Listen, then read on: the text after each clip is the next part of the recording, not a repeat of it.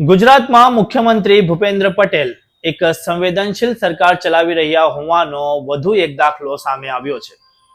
થયું એવું કે છોટાઉદેપુરની એક દીકરીનું ધોરણ 10નું પરિણામ નાપાસ જાહેર થતા તે નાસીપાસ થઈ ગઈ હતી. આ દીકરીનું નામ છે અંકિશા પરમાર.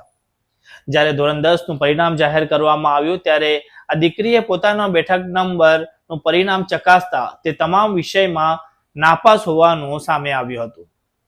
આ પરિણામ જોઈને તે ચોંકી ઉઠી હતી, કારણ કે તેને ધોરણ 10ની પરીક્ષા ખૂબ જ મહેનત સાથે આપી હતી.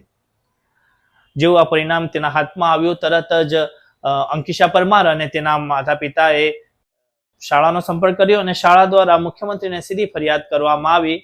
મુખ્યમંત્રીને આ બાબતની જાણ થતા તેમને તરત જ શિક્ષણ રાજ્યમંત્રી પ્રફુલભાઈ પાનસરિયાને સંપર્ક કર્યો અને કહ્યું કે આ દીકરીને તરત ન્યાય આપવામાં આવે. જ્યારે આ બાબતે તપાસ કરવામાં આવી ત્યારે જાણવામાં આવ્યું કે ખંડ નિરીક્ષકની એક ભૂલને કારણે આ દીકરીનું પરિણામ નાપાસ આવ્યું હતું.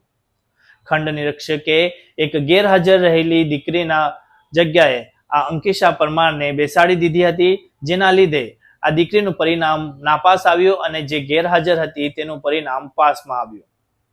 હવે જ્યારે આ ભૂલ સમજમાં આવી ત્યારે બોર્ડ દ્વારા તરત જ આ ભૂલને સુધારવામાં આવી અને હવે શિક્ષણ રાજ્યમંત્રી પ્રફુલભાઈ પાનસરિયાના હસ્તે અંકિશા પરમારને સર્ટિફિકેટ આપવામાં આવ્યું હતું, જેમાં તે ધોરણ 10 પાસ થઈ છે.